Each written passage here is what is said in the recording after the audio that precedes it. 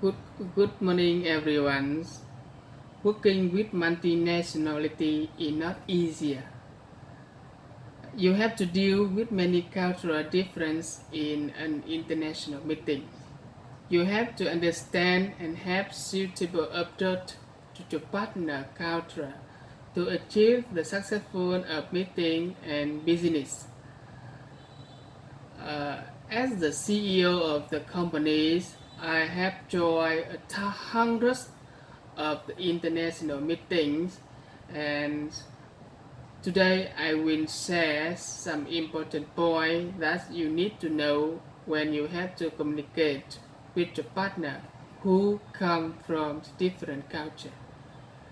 The first cultural difference can be direct versus indirect communication. It is much different in communication when you are in New York in comparison with you are in Beijing.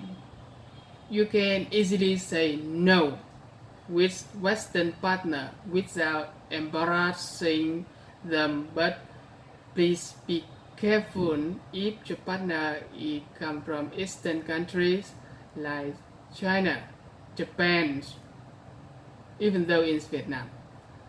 In order to have the Chinese save their face and maintain the valuable relationship, it is important to know how to say no in a proper way that local Chinese business people can accept.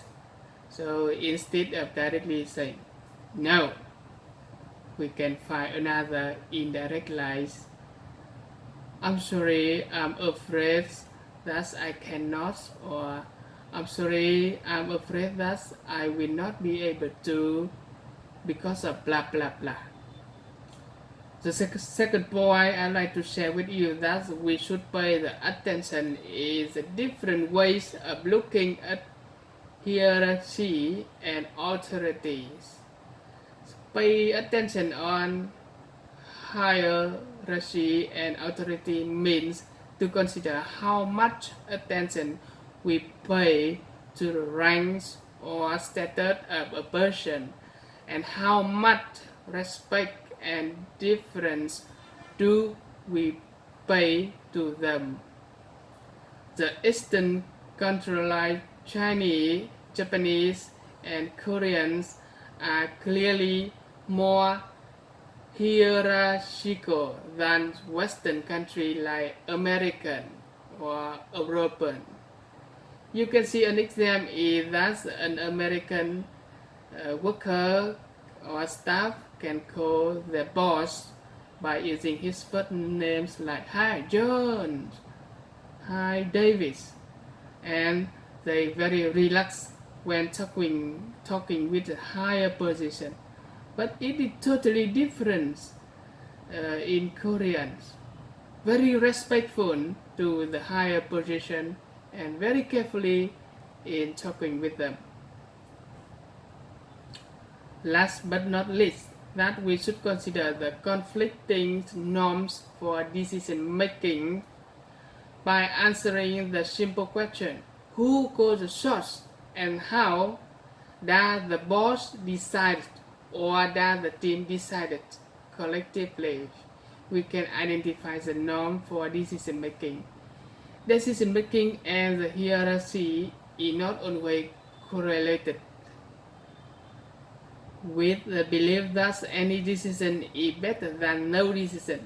The American may solicit input from his or her team, but ultimately is the one to make the final determination. This can have save time in the decision making, but may have the problem in execution because not all members can understand and agree with that decision. But this is totally different with Japanese.